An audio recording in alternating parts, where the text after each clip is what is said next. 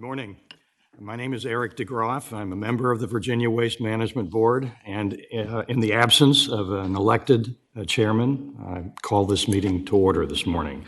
We're privileged this morning to have two new members who are joining us for the first time, Susan Seward and Kim Hines. And I think for everybody's benefit, it might be appropriate for all of the board members to introduce ourselves. And as a privilege of being a newer member, Susan, perhaps we could start with you. Good morning, everyone. It's a real honor to be serving on this board. My name is Susan Seward. I live in Waverly, Virginia, down in Sussex County. And in my day job, I am a lobbyist and consultant, so I spend a lot of time in this building. I also recently just came off of 2 terms on the Sussex County Board of Supervisors. So I just can't get enough government in my life, I guess. Anyway, but thank you for having me on the board, and I'm thrilled to be here. Good morning. I'm Dan Chesla. I, in my day job, work for Republic Services, government relations and municipal relations. And I've been on the board now for 2.5 years, I believe, going on. 26, I think my term ends, but glad to be here. Welcome to Susan and Kim. Glad to see you here. Amarjit Riyat. I have been on the board for 12 years.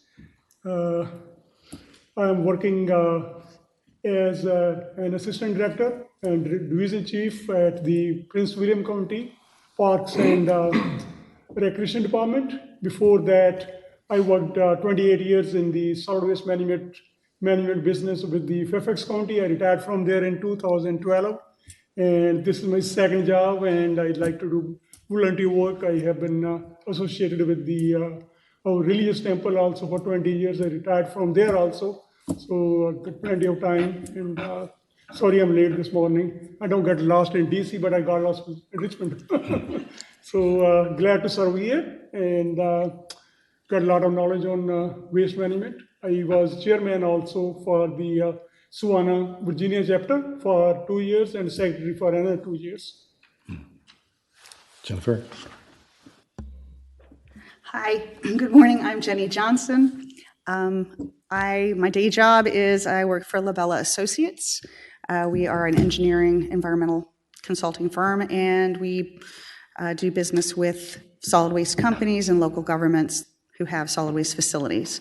I have been on the board, I came on with Dan, so I've been on the board for about 2.5 years. Again, my name is Eric DeGroff. I'm a professor at Regent University School of Law in Virginia Beach, where I have taught environmental law and administrative law, and I've been privileged to serve on the board here. Good morning. I'm Kim Hines. I am a resident of Henrico County. My day job is Executive Director of Central Virginia Waste Management Authority, so we're a regional public service authority that serves 13 jurisdictions in solid waste planning, meeting the state's goals on recycling, and providing recycling and solid waste initiatives on behalf of 13 jurisdictions. I also serve on the SWANA board, the state SWANA board, and the Keep Virginia Beautiful board as well. And I'm excited to be here. Thank you for having me on the board. I'm looking forward to all the great work the board does. Thank you. Good morning. I'm Mike Rolban. I'm the Director of DEQ and a resident of Prince William County, although I spend most of my days lately in Richmond. Kate Kolbach, Assistant Attorney General with the Virginia Office of the Attorney General, and I represent the Waste Management Board. As a preliminary matter, I've been asked to remind everyone this morning, as always, that this is a regular business meeting of the Virginia Waste Management Board, and that any conduct that interferes with an orderly and efficient meeting or conduct that interferes with the rights of others to speak to the board is prohibited. The first action item on our agenda is selection of a permanent chairman. My term will expire next June, so I'm not a candidate, but the floor is open to any nominations. I will remind the board that selection of a chairman is by voice vote, and nominations are made by a way of a motion, which will require a second. So the floor is open for any Yes, nomination. Thank you, Eric. I am interested to be the chairman. I put my name there. I have been associated with this business for a long time, and I served as a chairman in the Swana board also, as well as our temple board also for 2 years. And I'll be glad to serve if I'm chosen. It will be my privilege to help and keep the board moving in the right direction. We'll take that as a motion. Is there a second? I'll second that. Are there any other nominations? All in favor? Aye. Aye. And I think that's unanimous. Congratulations. Thank you, Thank sir. you for your Thank service. you so much. We Thank can you. switch places.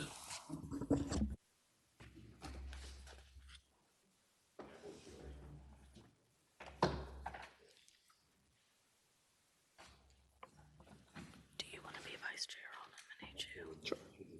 Okay. Thank you.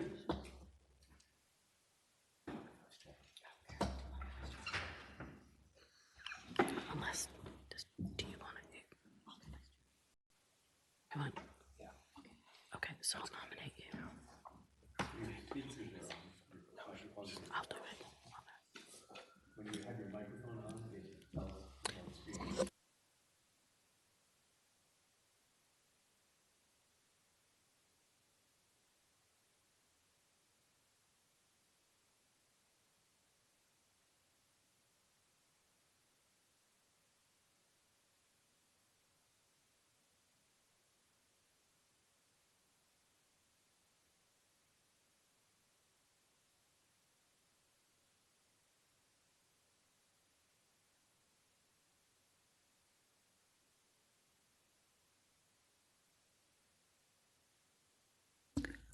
I speak so loud without it too.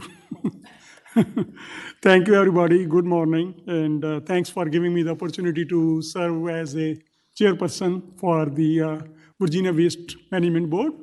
And we'll follow the agenda. The next item will be on the agenda will be the election of the vice chairman for the board. And the floor is open, and I'll request anybody who is interested to be the vice chairman on the to serve as a vice chairman for the board. The job probably is just if I'm not there, he or she will run the meetings. Other than that, we don't do much. We just do the meetings and work on the regulations. Well, it's a little anticlimactic after my hot mic moment, but I would nominate Jennifer Johnson as vice chair. I'll second that. Anybody else? Very good. I know Jenny for a long time. She used to work in the US Engineering. We are all old solid waste colleagues all together, including Catherine. We used to all work together on the regulations and various capacities. And she's a very good choice. And thank you. And all in favor? Aye. Aye. Elected unanimously. Thank you and congratulations. Thank you. I look forward to serving. Thank you. Thank you. Thank you. All right, next item on the agenda is review and approve the minutes of September 6, 2023 meeting. And anybody had any comments on the minutes of the meeting? And if you need any corrections or anything, right now it's a draft, and once we approve it, it will become final minutes. And Mr. Chairman, I motion to approve the minutes as presented. do we have a second to approve the minutes? Second? Thank you. All in favor? Aye. Aye. Approved unanimously.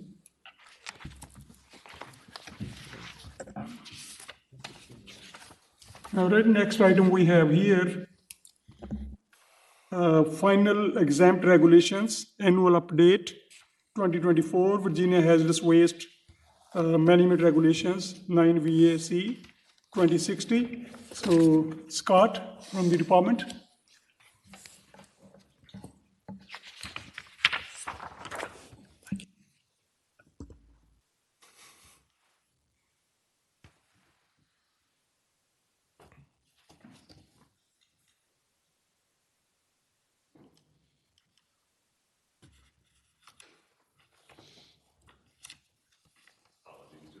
presentation. Yes, yes.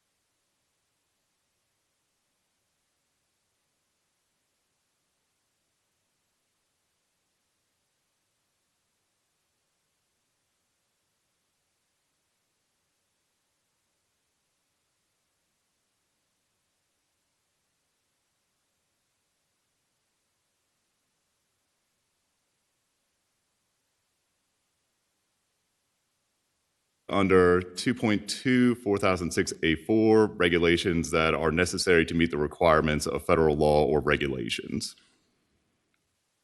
Are there any questions from the board?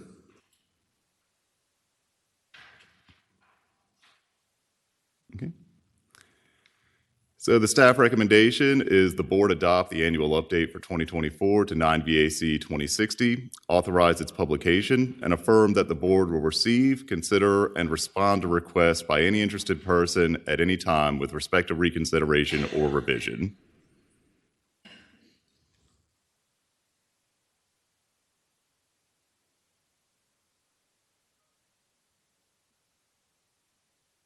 All right, do I need to move forward or? Mr. Chairman, I Oh, you're done? Okay. All right, I got it. Thank you. Anybody has any questions? Any questions? We need a Or motion to clarifications? approve. We need a motion to approve. Yes, we will, but if you have any questions? I can back it up to the Any question comments? slide if Yep. any questions from the board. So basically, the amendment is just to match the federal. Yes, hazardous it's waste just to update the date in the Virginia regulations to July 1, 2024 to incorporate all of the federal regulations that have been updated. Correct. I think we are doing this thing almost every year. Yeah, we did it last year. Unfortunately, the 2023 regulations are still in executive review, so those haven't been approved as of yet. Okay, Yeah. all right. Thank you. Do we have a motion to approve? so moved, Mr. Chairman. Second? All in favor? Aye. Aye. Approved unanimously. Thank you, Scott. All right, thank you very much.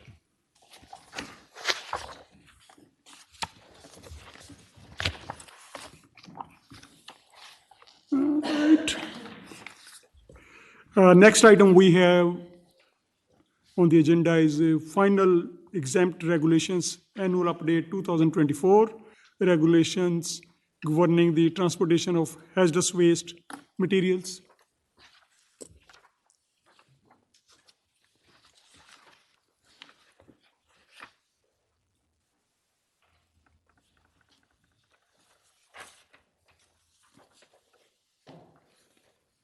Ms. Rath, Yes, Mr. Chair. thank you. Thanks for your time.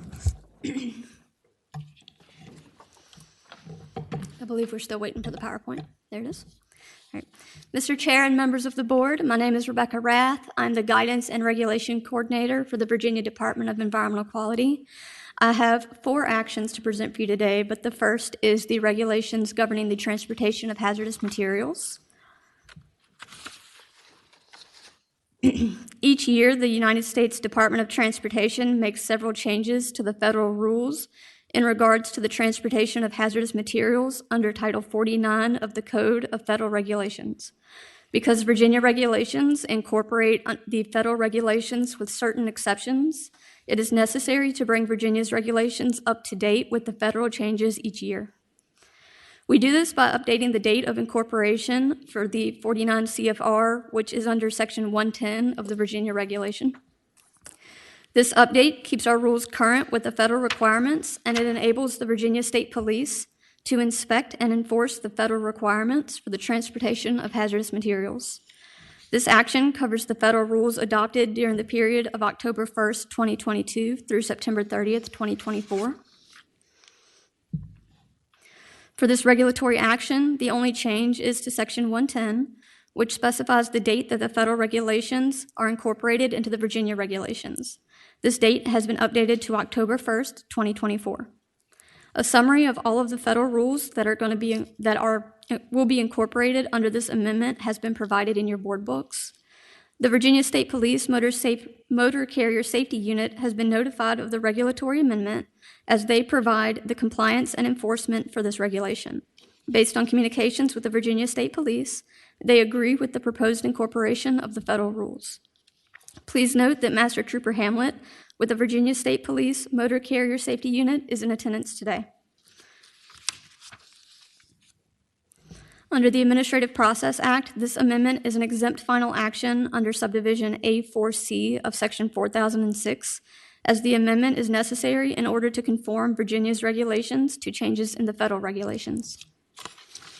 I'll pause now for any questions from the board. Any questions we have? I have one. And this might be for Master Hamlet, the state police, but how does the state police enforce these regulations or training, that sort of thing? Just curious for my own information. Thank you. Yes, ma'am. So to be in the motor carrier safety program with the state police, you have to go through a national training program through Federal Motor Carrier Safety Administration to be trained in the inspection of hazardous materials for that. And then through our daily work as a motor carrier trooper, we do stop vehicles that are placarded for hazmat and other vehicles to detect whether it's undocumented hazmat being going down the road. An inspection is performed on them to make sure they're properly carrying the right shipping documents to show what the product is, that they're displaying the placards and markings to show that the product's being transported safely in a manner, and they're loaded and secured in packages that are designed to be transported in. Yes, ma'am. Yes, sir. The transport, I was reading last night here, the transport of lithium cells and batteries, cargo and passenger aircraft require ion cells and batteries to be shipped at no more than a 30% rate of the charge aboard cargo only. What that means? You said lithium batteries? Yes, it says here 30% state of charge aboard cargo only in the final rule, in the summary. Page 6 of our book here on the Part C. Mr. Chairman, I believe that applied to airlines. That was an FAA rule that was being incorporated, is the way I read that. Okay. The transportation on the highway is pretty general. Aircraft, you're correct, is not allowed in a certain amount. All right. Thank you, sir. Thank you, Master Trooper. Are there any further questions for Virginia Department of Environmental Quality? If there are no further questions, I'll move to staff recommendation. I'm sorry, technical issue here.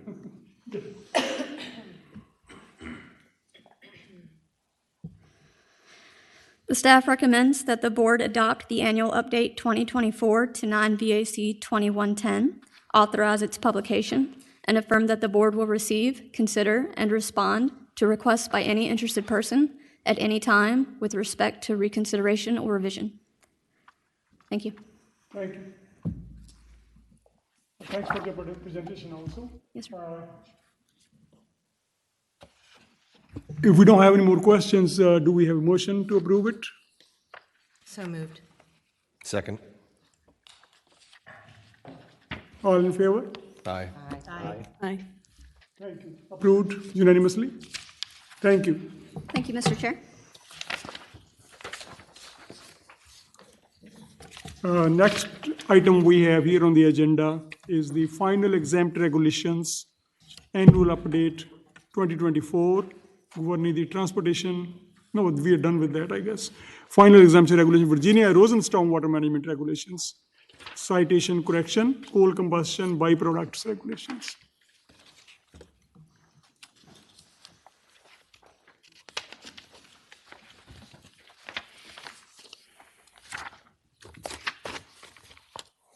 Thank you, Mr. Chair. This is the coal combustion byproduct regulation, exempt final action under 9 VAC 2085.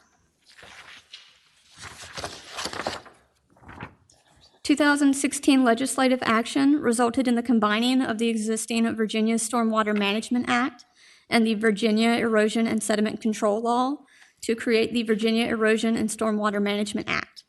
This directed the State Water Control Board to permit, regulate, and control both erosion and stormwater runoff. In order for this legislation to be effective, the board was required to initiate a regulatory action to consolidate and clarify program requirements, eliminate redundancies, and correct inconsistencies between the erosion and sediment control and stormwater management program regulation. The Virginia State Water Control Board met on June 25th, 2024 to approve the recodification of the erosion and sediment control regulations under 9 VAC 25840 into the Virginia Erosion and Stormwater Management Regulation 9 VAC 25875. This regulatory action is intended to update the citation reference in order to reflect this change from the Virginia Erosion and Stormwater Management Regulation under 9 VAC 25875. The purpose of this action is in order to keep Virginia rules internally consistent and will enable Virginia citizens and agencies to accurately cross-reference these chapters. As mentioned previously, the only change is to 9 VAC 2085-90, and it is an update to the reference from the Erosion and Sediment Control Regulation under 9 VAC 25840 to the new recodified Virginia Erosion and Stormwater Management Regulation under 9 VAC 25875.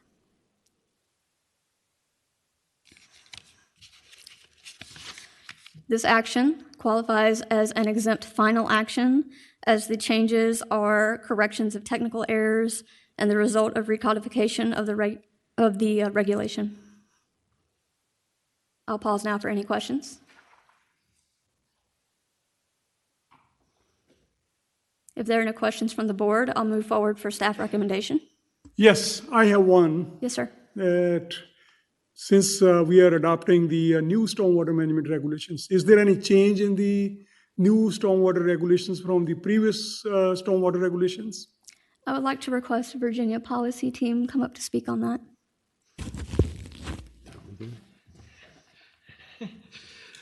Good morning, Mr. Chair. Brandon Bull, Director of the Policy Division at DEQ. I'm actually going to turn that over to Director Rollband. He looked like he was eager to speak, but if he wishes to decline, I'll be happy to answer. Well, the short answer is yes, the changes are extensive. We've had two conflicting regulations in place since 2014 when the stormwater moved over from DCR to DEQ. It was supposed to be updated then. It didn't happen. The General Assembly then directed DEQ to do that in 2016. It did not happen. There was a study, a SAG, I guess, that was created that never quite finished. Some people may say I had a temper tantrum when I got here, but I said it had to get done. So it got done. And part of that, though, was a multiple-pronged approach. So we had to consolidate the regulations, eliminate duplication. So there was confliction, or different requirements that conflict with each other. So the whole idea was, number one, to get them consistent with federal law as well as internally with each other. The second step was all of our guidance documents and manuals go back to 89 and 92. The biggest one we use is from 1992. It hadn't been updated, except there were layers and layers of kind of updates, but it was never consolidated. So we had a 23-inch stack of paper. So we have a new stormwater handbook went into effect July 1st as well that consolidated that. It's about 5 inches thick if you print it out, but it's online now and searchable, and it's a living document with a standing committee to keep it updated. So we've already issued our first updates, and that'll continue. So the goal is to never let it get 30 years behind schedule and just keep it up with the latest and greatest in science and engineering and practice. So again, they're extensive changes. The last part is every 5 years, the construction general permit under the Clean Water Act, it's under federal delegation, it has to be updated. So July 1st, 2024 was the update. That's the magic day. So we made everything consistent with the same date. So that starting July 1st, a couple months ago, we now have one path forward, and people can hopefully reduce the amount of time and energy it takes to both prepare plans and review plans and inspect plans. We have a 1-year transition period right now because some people in the regulated industry obviously have plans in process. So people in this 1-year period can use the old or the new, but after 1 year ends, July 1st, 2025, you have to use the current new regulations, new handbooks, new calculation methods. That was another update, the Virginia runoff reduction method, how we calculate stormwater quality. We had Virginia Tech update that. That was supposed to be updated every 5 years since 2010, never been updated. So hopefully now everything's on track, everything's consistent with the same date, and it'll go forward. But the changes were, I mean, thousands. Thank you, sir, for the clarification. Thank you so much. And I assume that it will be more expensive for the constituents to follow these regulations than the old regulations, No, cost-wise? we anticipate considerable savings. Savings? Yeah, because number one, you don't have all the arguments and back and forth, between plan reviewers and plan preparers. The second is we've simplified a lot of the methods and calculations, and we're using newer things. Like, for example, like a gutter guard, for example. You can use a fabric gutter guard that actually removes more sediment than the typical chicken wire wrapped in stone you'll see. It's cheaper to install, and it's more effective. But 30 years ago, the other practice was the best available, but we have new practices. So yes. We projected anywhere, I think on a low end estimate was like $40-something million a year savings. And that's in our regulatory analysis in town hall. Thank you, sir, again. Thank you. Thank you. Being an engineer, I always have curiosity to know more, a little bit more. Thank you. If there are no further questions from the board, I would move on to staff recommendation. No. Okay. Staff recommends that the board adopt the citation correction amendment to 9 VAC 2085, authorize its publication, and affirm that the board will receive, consider, and respond to petitions by any interested person at any time with respect to reconsideration or revision. Thank you. All right, we have a resolution to approve. Mr. Chair, I move that we adopt the staff recommendation. Second. Second. All in favor? Aye. Thank you. Approved unanimously. Thank you, Mr. Rath. Thank you, Mr. Chair.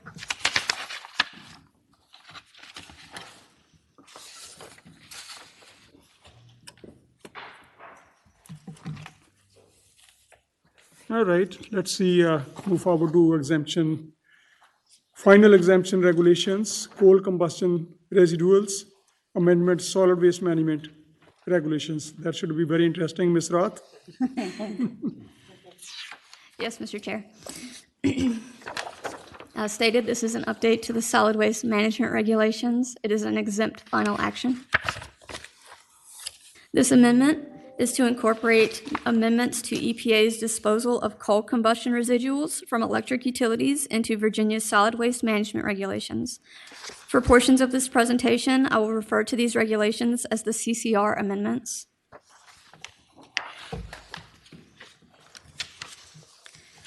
Congress, through the Water Infrastructure Improvements for the Nation Act, gave states the authority to implement CCR permit programs with EPA's approval.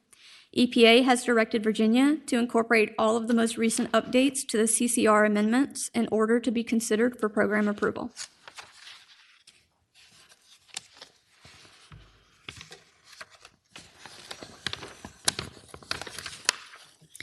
Impacts to Virginia CCR units from incorporating these additional amendments into the Virginia Solid Waste Management Regulations is expected to be minimal.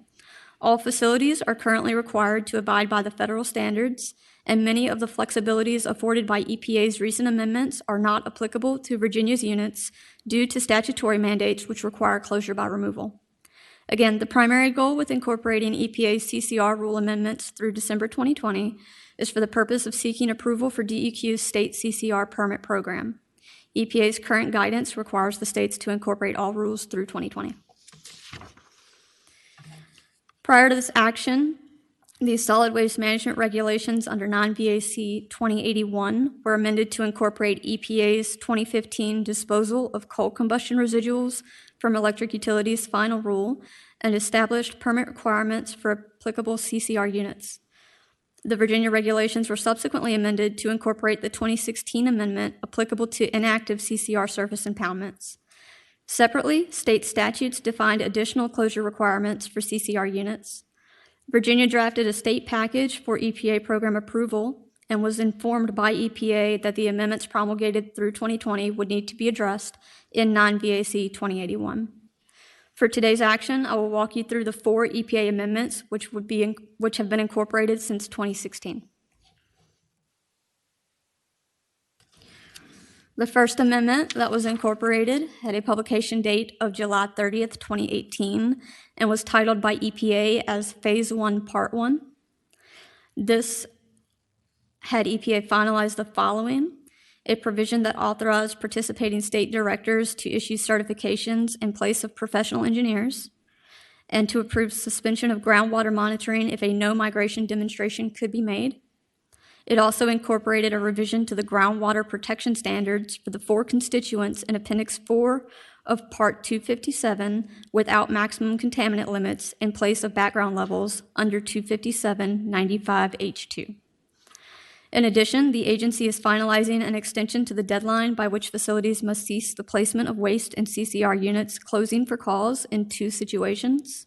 The first is where the facility has detected a statistically significant increase over the groundwater protection standard from an unlined surface impoundment, and the second is where the unit is unable to comply with the aquifer location restriction. The second amendment to be incorporated had a publication date of August 28th, 2020, and was titled by EPA as Closure Part A. In this amendment, EPA finalized a change to the classification of compacted soil-lined or clay-lined surface impoundments from lined to unlined. This reflected the vacatur ordered in the 2018 Utility Solid Waste Activities Group versus EPA decision. Second, EPA finalized a new deadline of April 11th, 2021 for CCR units to cease receipt of waste and initiate closure because the unit either is an unlined or formerly clay-lined CCR surface impoundment or failed the aquifer location standard. Third, EPA finalized revisions to the alternative closure provisions, which granted facilities additional time to develop alternative capacity to manage their waste streams of both CCR and non-CCR waste in order to achieve cease receipt of waste and initiate closure of their CCR surface impoundments. Lastly, EPA finalized 2 proposed amendments from the August 2019 rule. The first was an addition of an executive summary to the annual groundwater monitoring and corrective action reports, and the second was an amendment to the requirements to the publicly accessible CCR website. The third amendment to be incorporated had a publication date of November 12th, 2020, and was titled by EPA as Closure Part B. This finalized a 2-step procedure to request and use an alternate liner for CCR impoundments and corrected several typographical and cross-reference errors throughout the requirements. The final amendment to be incorporated had a publication date of December 14th, 2020, and was titled by EPA as Closure Part B Correction, and it was simply a correction of several Federal Register printing and typographical errors. The Virginia Solid Waste Management Regulation Amendment is an intended change from October 4th, 2016 as the promulgated date for the regulation to December 14th, 2020 as the new promulgated date. for the regulation.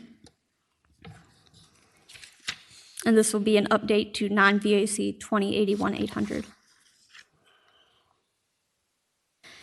In addition to the amendments that I have discussed previously, Virginia has suggested several additional edits to the incorporation.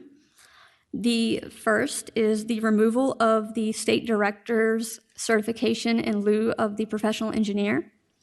With the July 2018 amendment, EPA added the allowance for the participating state director or EPA to certify facility demonstrations and plans regarding CCR units' location, design, operation, groundwater monitoring, and closure.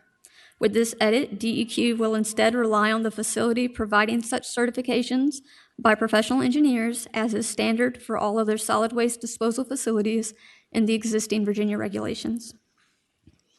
Additionally, Virginia intended to exclude 40 CFR 25750E and 40 CFR 25790G from incorporation.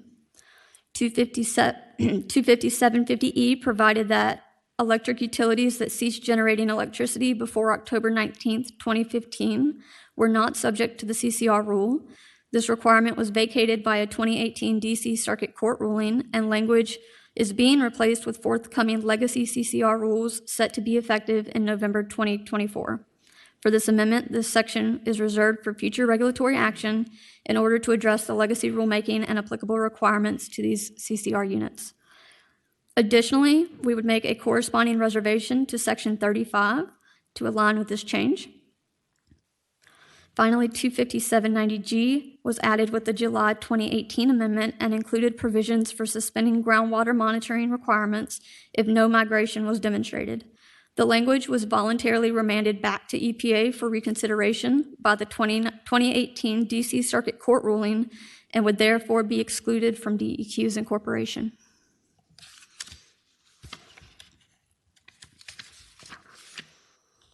I'm sorry. Additionally, the 6-inch vegetative height requirement would be removed.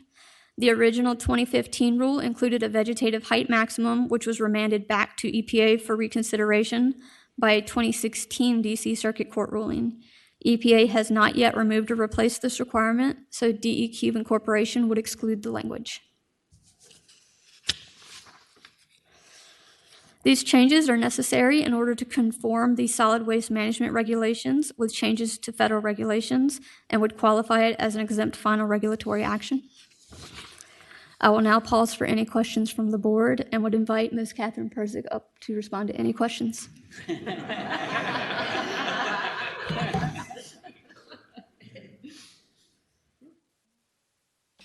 I have a question.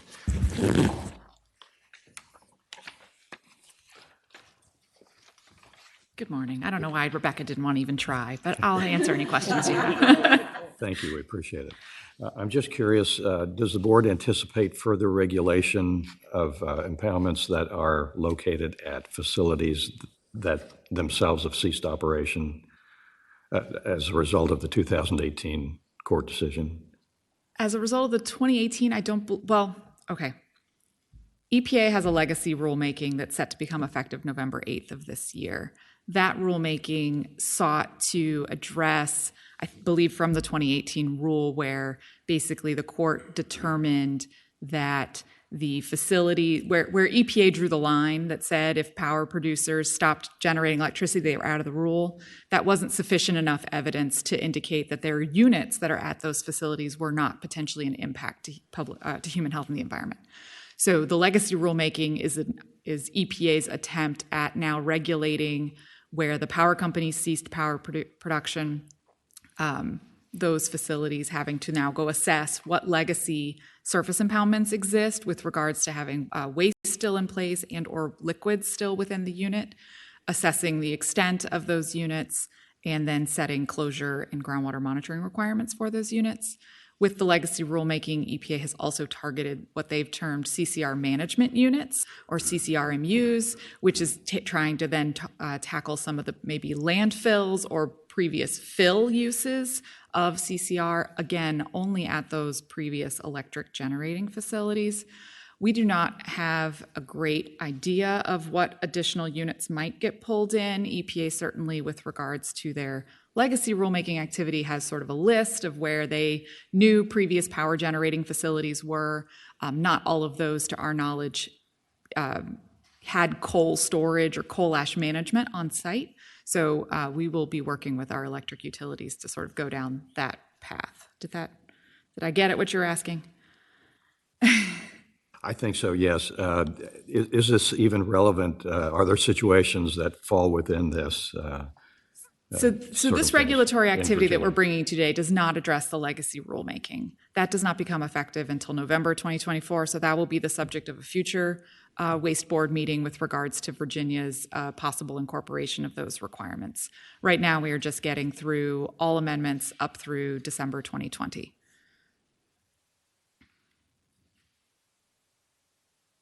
Any other questions? Anybody else? You have some, Jen? So yes, I do, Catherine. Just to clarify, this is just for the utility facilities, not for hospitals and universities. Is that correct? So originally, when we incorporated the 2015 rule, we added definitions to the Virginia Solid Waste Management Regulations, clearly defining the distinct difference between coal combustion residuals, which is what EPA's federal rule targets, which is only from public or electric utility or independent power producers, and does not speak to coal combustion byproducts, which would be coal ash generated from other sources.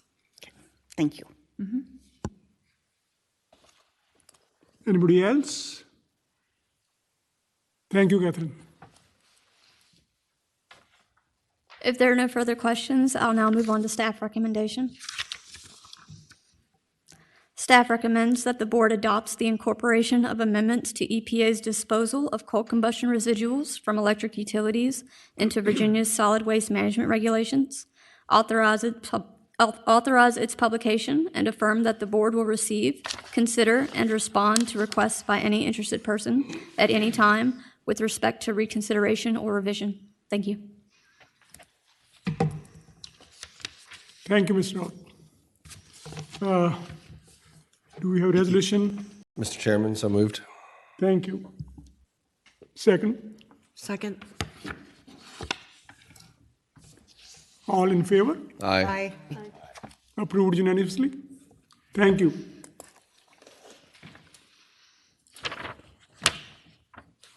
So you're going to continue. We have the next one is the fast track regulations. Yes, Mr. Chair, we're just waiting for the PowerPoint now.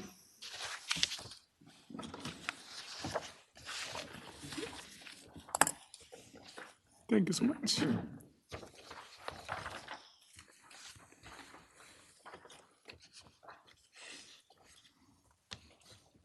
The final action that I will present for your consideration is the fast track updates to federal Category A waste document that's been incorporated by reference.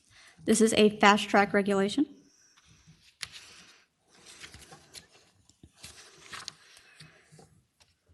The document managing solid waste contaminated with Category A infectious substances is currently referenced by the Virginia Regulated Medical Waste Management Regulations with a publication date of July 2022.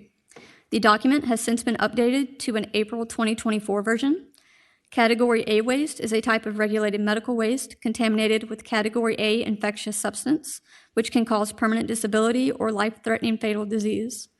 Both federal and state regulations have more stringent management standards for Category A waste than for other types of regulated medical waste in order to prevent the spread of more highly infectious agents and protect public health and safety.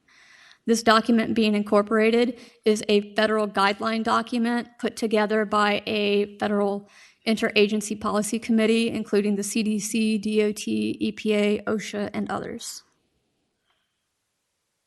Updating the document referenced by the Virginia regulations will allow Virginia to remain consistent with federal guidance and provide the most accurate information to the regulated community.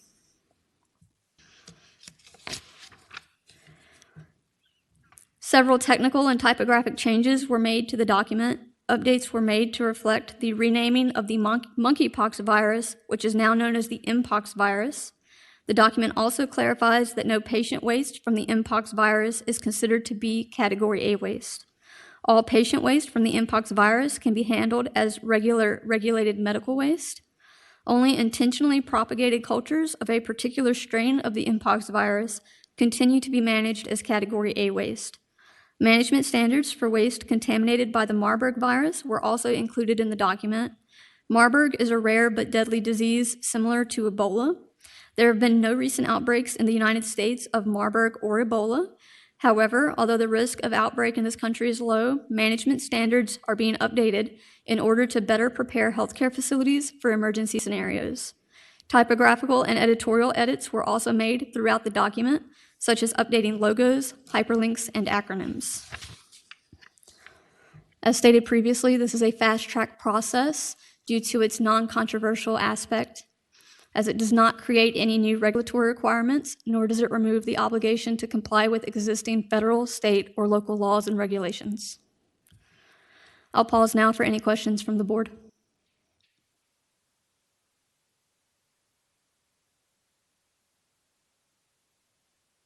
If there are no questions, I will move to staff recommendation.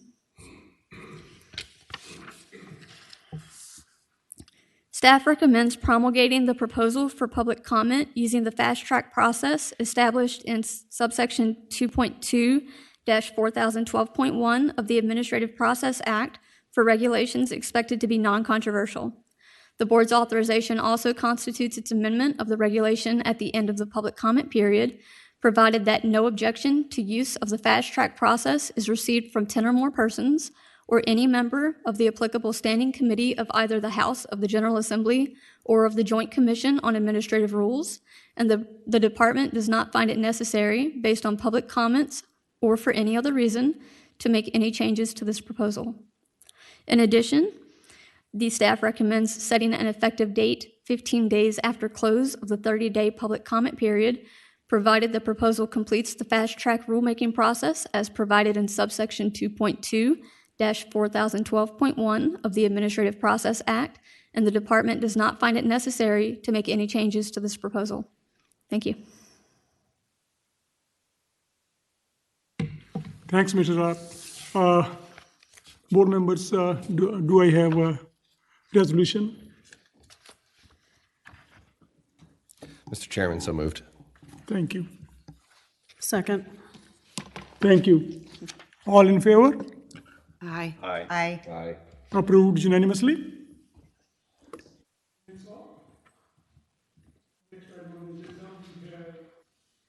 Division Director's report.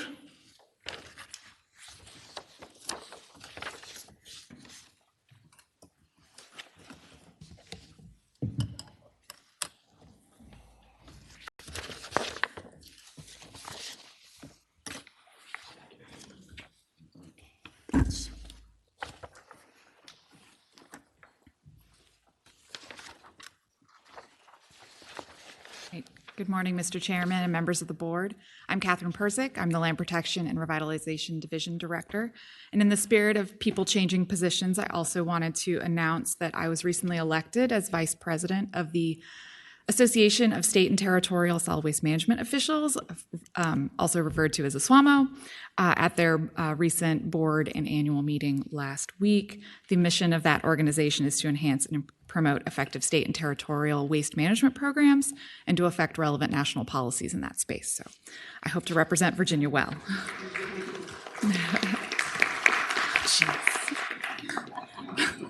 Didn't expect that. All right. So with that, I will get into our Virginia Waste Management Board updates. So I plan to walk you through some updates and status of things within our solid and hazardous waste programs, voluntary remediation in brownfields, and then speak to some future actions that you guys will see going forward. So as far as our solid waste universe, we continue to have a relatively stable universe of landfills. I do think our post-closure care landfills are a little increasing, creeping up in numbers there. Many of that is because of the 2020 House Bill 1205 landfill closure requirement for some of our older sanitary landfills. So all of our sanitary landfills are compositely lined in conformance with state and federal regulations. Continuing to see an uptick in maybe some of the transfer station numbers, but our compost, regulated medical waste, waste to energy, those units continue to remain relatively stable. I want to introduce, I think last Waste Board, I indicated that the agency had moved forward with a permitting enhancement and evaluation platform, affectionately referred to as PEEP, and our solid waste permit program has now effectively inserted itself into this program. And basically from our website at any time, applicants or anyone interested in the status of permits at DEQ can go and filter and see where permit actions are taking place, and see the status of those activities. So we don't currently have any orange up there, but that could just be the screenshot grab. Blue is showing pending applications that the agency is working on. I believe orange dots are also there if applications were in the last 30 days. But so as far as our solid waste permit activities, you can see our Part A authorizations, our siting permits, our solid waste Part B, both new permits and major permit modifications, our minor modifications, as well as our permits by rule and any modifications to those. Because of the date DEQ solid waste program entered, you can see all applications entered since or received at the agency since September 11th of last year. We do still have applications we are reviewing prior to PEEP. Those are still being moved forward, but you just won't see those actively in that database. And basically what we did and what you can see when you go in and search for a permit is all of our permit processes. So the Part A, Part B, PBRs, they all have target schedules. And so once an application is received, a target schedule is sort of outlined for where the applicant can expect to receive a decision on a permit from the agency. Certainly that can get delayed if DEQ is delayed in the process, or if we've provided technical or completeness comments and we're waiting on the applicant, that will push the schedule out and affect the target date expectation. So speaking of solid waste permitting activities for the last, our fiscal year, so I'm using our state fiscal year here for July 1 through June 30th, we largely did minor permit modifications. That tends to be the bulk of our permit workload. We did have 7 major mods, 1 new PBR facility, and 8 permit modifications. As far as what's on our current plate right now, we do have several new solid waste permit applications in the queue. That consists of our Green Ridge landfill proposed for Cumberland County, as well as permits for CCR units, so both the closures for some of the facilities, as well as new landfills that are being proposed in order to facilitate closure by removal. We also have a lot of PBR modifications in-house right now. Some of you may recall the Waste Board a couple of meetings ago had approved a final regulation for regulated medical waste, where we had done an Amendment 3 and recodified that regulation. We added a lot of requirements specifically for permitted facilities and basically gave everyone an 18-month grace period to provide PBR amendments to update their requirements to make sure that they had validation plans and other documentation in order to be appropriately manage their regulated medical waste. So we have several RMW PBRs in-house at this time as well. Moving over to the compliance activities, what you see here is a graph showing just sort of our inspection numbers over the last 5 years. This shows that when folks went home for COVID, our inspectors weren't out in the field, but we have resumed back at this point to our pre-COVID inspection numbers. Our inspection numbers are based on our own risk-based inspection scheduling, so we try to get out to our active landfills quarterly, and some of our other facilities that are operating well or have less risk are only out there one or 2 times a year. And then certainly if we have problem facilities, we're out there more frequently. So again, just sort of highlighting that we are completing inspection numbers around the same time. I actually just now noticed it's the exact same number as fiscal year 2019. Anyway, but also wanted to note, as you can see there, what our current compliance rates are for our solid waste inspection. So this is when the inspector goes out. We're finding roughly 84% of the time that there are no deficiencies noted in those inspections that staff are doing. And then certainly sometimes we are finding and issuing deficiency letters, warning letters, and notices of violation, and sending folks to enforcement where that's appropriate.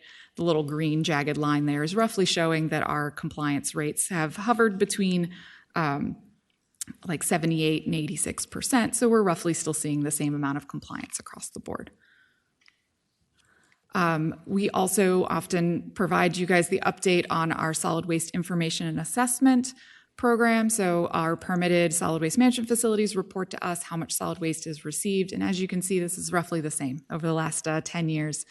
guess not quite 10 years. We're receiving the same amount of waste. We continue to receive about a quarter of our waste at our Virginia facilities from out of state. Predominantly that is Maryland, New York, New Jersey, Washington, D.C., and North Carolina.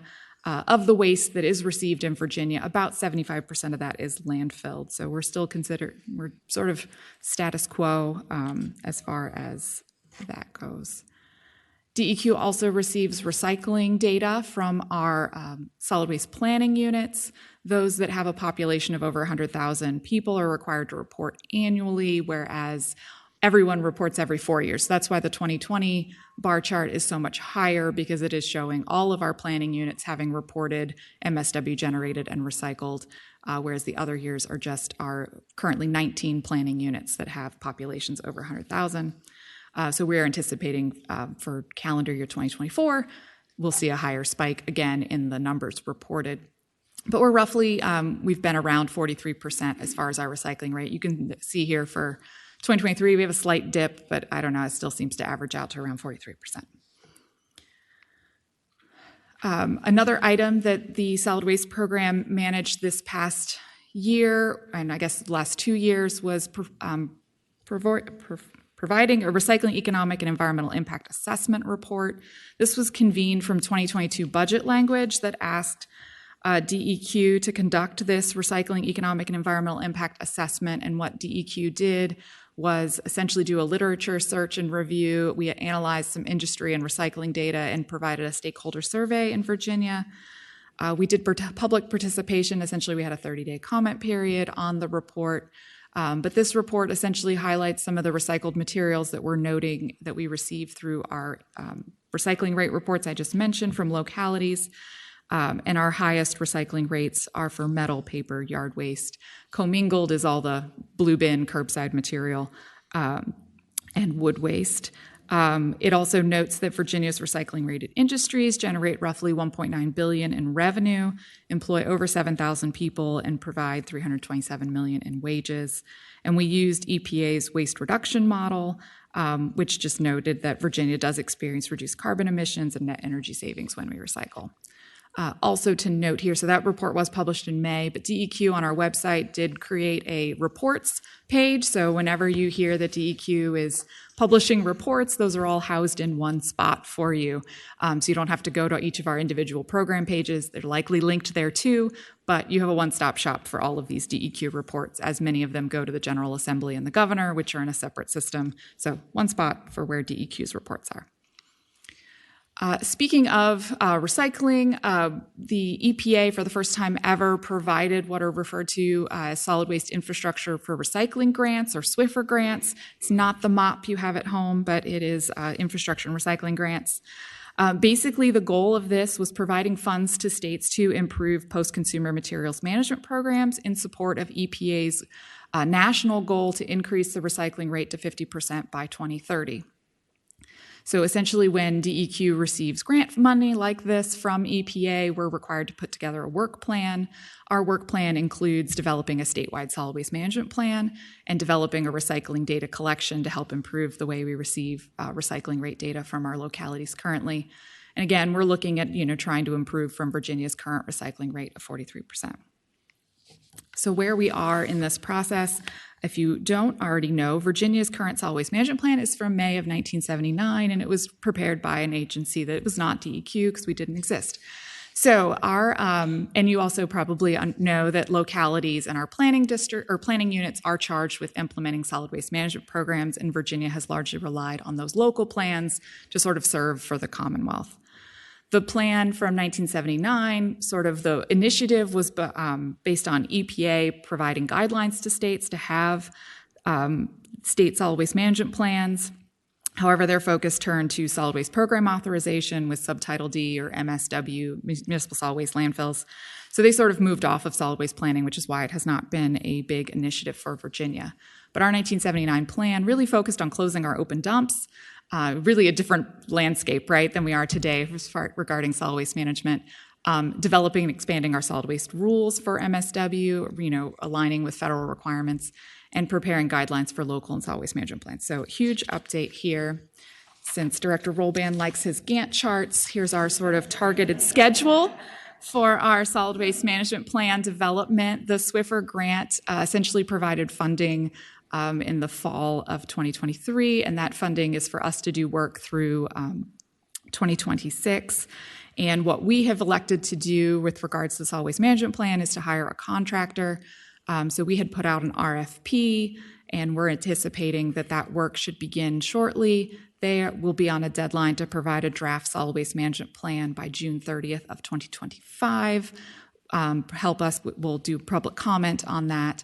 We also anticipate folding the Waste Management Board into the review and providing comments on this plan. So you may see an early draft where we have sort of an outline, but then certainly give you an opportunity to review and provide final edits before we finalize that waste management plan or solid waste management plan. So a little fuzzy on the back end of the Gantt chart, sort of gave a wide window of how that might play out. Some of that will depend on the timing of waste management boards as well. But we aspire to produce a state solid waste management plan that reflects the current industry, obviously, since we're not using the 1979 plan, and serve as a roadmap for Virginia's future. Try again. All right, switching gears to the hazardous waste activities. Similarly to this solid waste one, I wanted to give you guys sort of a 5-year look back. Again, we certainly have improved our compliance inspection rates coming out of COVID. The hazardous waste is a little different in the fact that EPA sets commitments. So we agree within our hazardous waste work plan with EPA, as EPA funds a portion of our program. We commit to doing so many inspections every, I guess it's the federal fiscal year, so October 1 to September 30th. And often you can see there, so the dark green lines are showing EPA's commitment, and DEQ has often surpassed that commitment with regards to inspections, except for the years during COVID.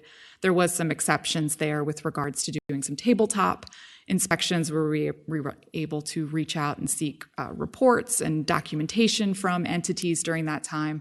But certainly we have gone back to our previous performance of meeting our EPA grant commitments. And then again, I'm showing you the compliance line there. It has hovered and dipped a little bit following COVID. I think we certainly realize that there are generators out there. You know, Haz Waste talks to generators versus permittees. So it's constantly educating the small mom and pops, the auto mechanic shops, you know, I think even like the vape stores with nicotine, like there's just a lot of requirements that our generators need to be aware of. So continuing there. As regards to those commitments, they are based on our generator universe of large quantity and small and very small quantity generators, and that sort of aligns with how many inspections we're required to do. And I believe that number has largely stayed stable. We always see ups and downs, though, with businesses. As far as our permitting activities, so DEQ is delegated from EPA as the permitting authority for our haz waste facilities that do treatment, storage, and disposal. We have currently 34 permits in Virginia, and for the past federal fiscal year, we did 2 reissuances and 9 modifications. Since we've touched on compliance, I just wanted to make sure everyone was aware as well, in the spirit of transparency, for any facilities that have received NOVs and are proceeding forward through enforcement with the agency, you can look them up on our website and see the status of those cases as well. We used to post sort of separately PDFs of documents, but this is sort of now reaching into our file management system, makes it a little easier for seeing what entities have enforcement cases and where they are in the process. Also would like to briefly touch on our voluntary remediation program. This continues to be a program sought after by entities that are looking to transform brownfields into reproductive reuse. Largely, we're seeing dry cleaners and industrial facilities that are repurposed under our voluntary remediation program, and we tend to have roughly 24 sites enter into the program every year.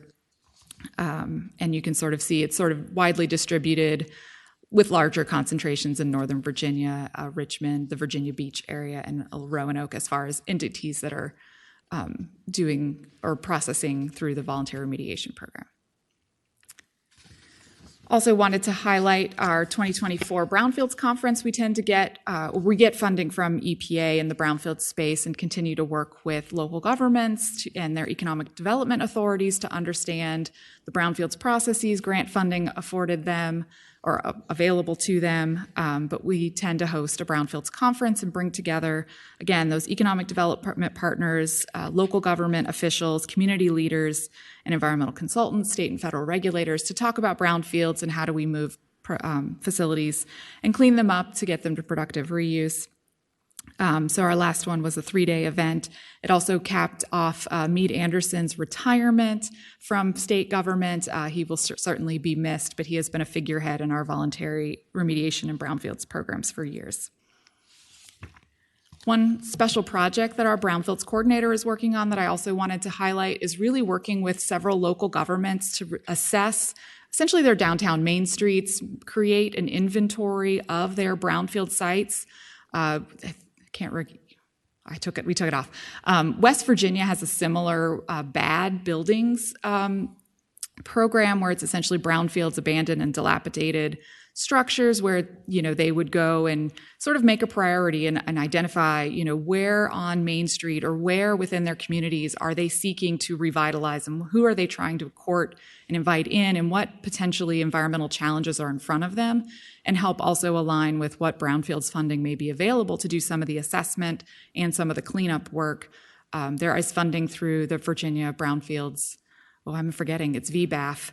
But Economic Development Authority has funding that they work with DEQ, and we work with these local communities to provide for that funding.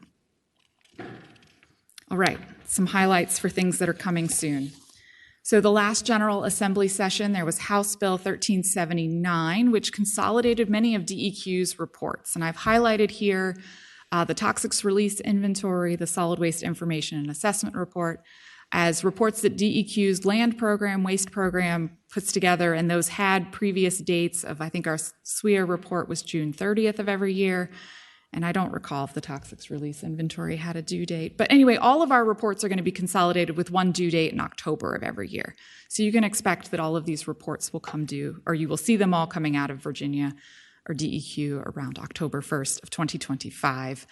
We also do a permit fee program evaluation. That's a consolidated report with air, water, and waste regarding our permit numbers and things that we process. So that one will also be on that October 1st rotation. Another thing that you will hear about in the future, and we have just recently kicked off the Notice of Intended Regulatory Action in response to Senate Bill 342, which basically asked DEQ to revise the solid waste management regulations to allow for open burning of vegetative waste when the transportation of vegetative waste to another property for purposes of open burning when it is impractical or unsafe to burn on the site of generation. Our current solid waste regulations allow for, if you're doing property clearing, property maintenance, you could create a burn pile in your backyard and you could burn that, subject to your local government's authority too. They may have ordinances that do not allow that, but essentially it allows on-site open burning of vegetative waste. It also allows certain landfills, when it's in their permit, to do open burning, not on the landfill, but on their property for the management of vegetative waste generated in their communities or what vegetative waste they brought in. So we have issued the Notice of Intended Regulatory Action. This will be a full process regulation that went out on October 21st. So that is published. We are within the public comment period for that now. We are seeking to stand up a regulatory advisory panel to assist us with determining what unsafe and impractical means and what other maybe parameters we need to place so that we don't create solid waste management facilities by allowing waste to move around and be burned on another property. Let's see what else in my notes. So essentially in the spring of next year, with regards to the timing on the Notice of Intended Regulatory Action, us having a couple of REP meetings, we are looking to have a proposed regulation to come to the Waste Board sometime next year. Next, we touched a little bit on this with Rebecca's presentation regarding incorporation of the coal combustion residual amendments, the federal rule amendments through December of 2020. But so that's one step that Virginia needs to take in order to seek approval from EPA for our state CCR permit program.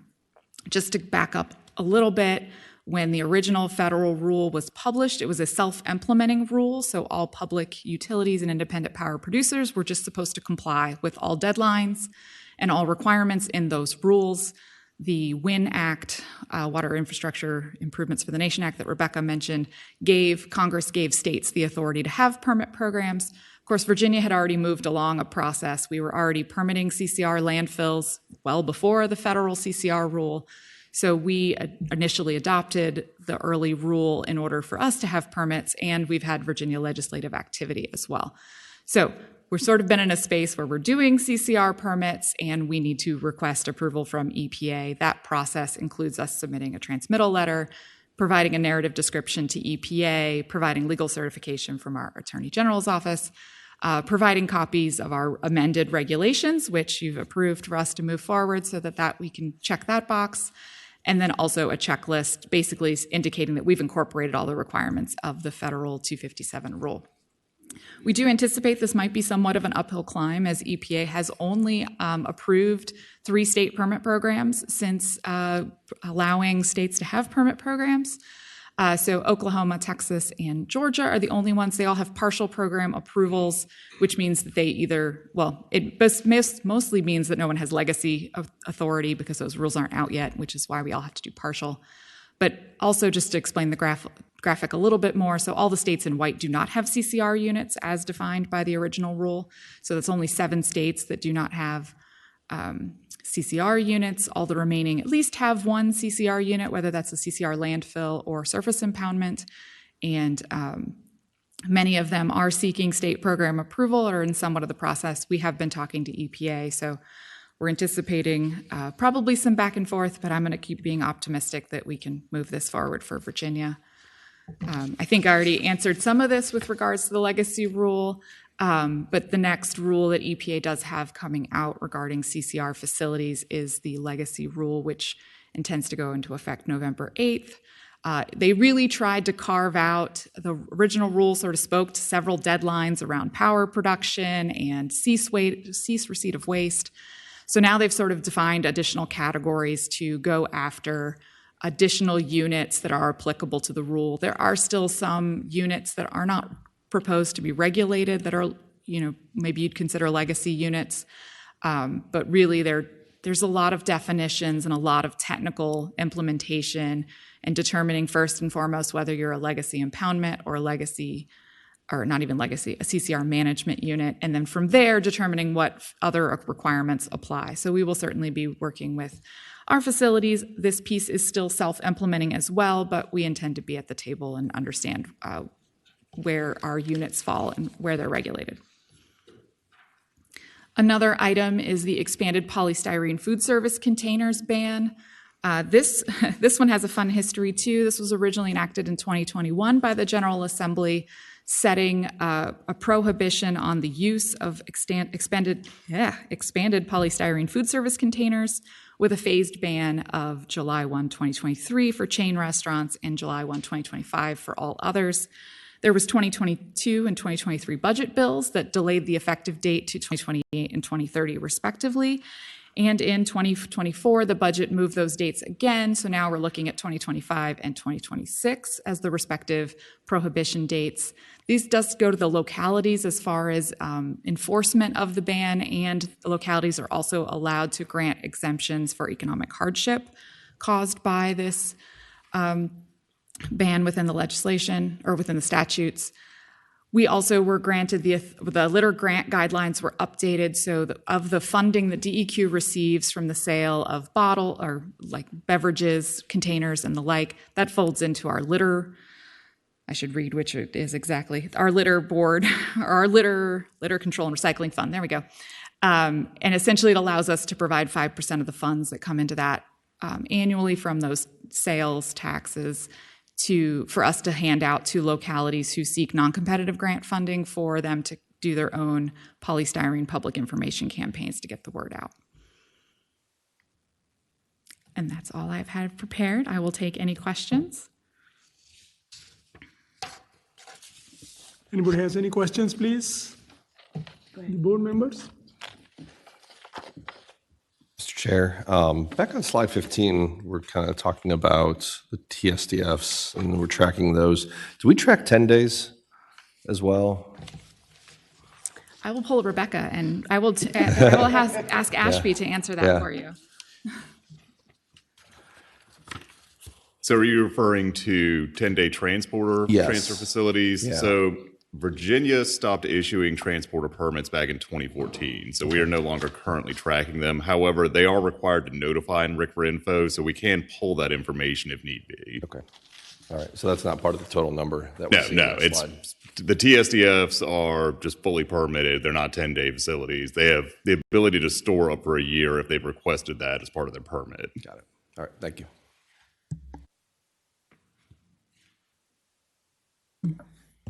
Go ahead, Jim. I have a question. Yes, go Chair, ahead, thank you. If I can get my microphone to work. Going back to the SB 342 on the open burning, didn't Amendment 9 prohibit open burning?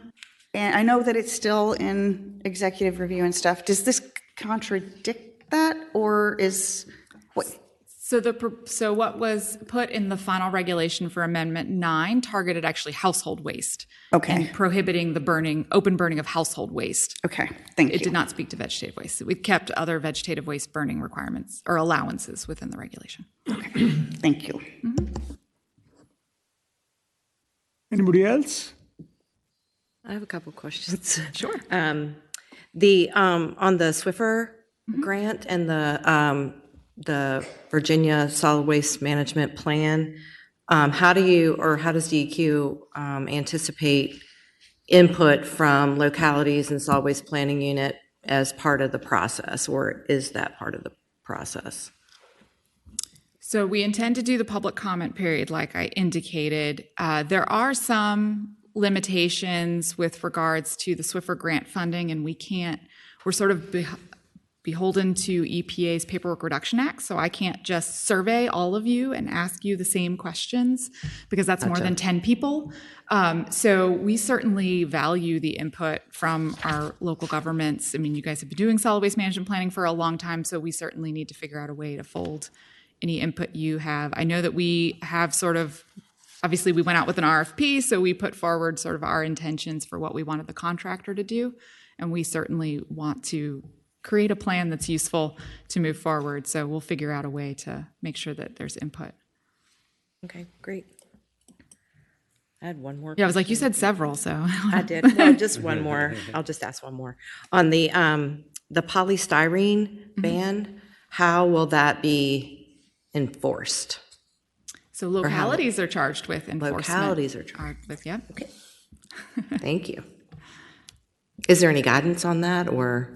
We are working on some guidance to help understand which ones are, like there's some language around the restaurants and food establishments and chain restaurants to try to help provide some guidance because we know there's going to be questions.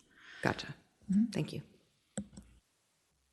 I have another question. Back to the Swiffer, the solid waste management plan. So this is just for knowledge. Does the state solid waste management plan require all local or regional solid waste management plans to be consistent with the state plan? I do not believe so. So, and I just pulled this for another presentation. You know, there's a requirement in the statute that the Waste Management Board has authority to have a solid waste management plan for the state. And then separately, there's language that says local governments and planning units all need to have their own local and regional solid waste management plan. And really, we haven't dusted off the state solid waste management plan since 1979. So I don't have a good answer. Probably not, though. I mean, if we haven't had to be consistent with the 1979 plan. Yeah. We're a little in uncharted territories here. I was just curious. Anybody else? I had one just very simple question, Catherine. When your inspectors go there to inspect the facilities, they are scheduled inspections or they are unannounced inspections? I believe we do a mix of both with a preference towards unannounced. But I know that certainly there are facilities that have entrance challenges. I know we have federal government facilities that require us to provide some upfront notification. I'm going to I'm getting nods from my folks, so yes, preference for unannounced, but we do occasionally do announced. Okay. Thank you so much. Thanks for your presentation. Yeah. It was good. No problem. Yeah.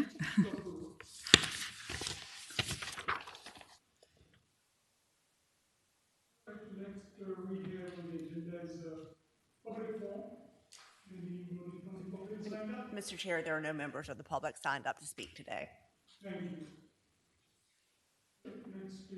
Future meetings for the board? Mr. Chair, at this point, we have no meetings scheduled, but likely there will be a spring meeting, so stay tuned. I'll be in touch with you all as we try to schedule that. Thank you. All right, next item is to adjourn the meeting. I have anybody has a resolution to adjourn the meeting? So moved. So moved. All in favor? Aye. Thank you. Meeting is adjourned. Thank you. Senate of Virginia.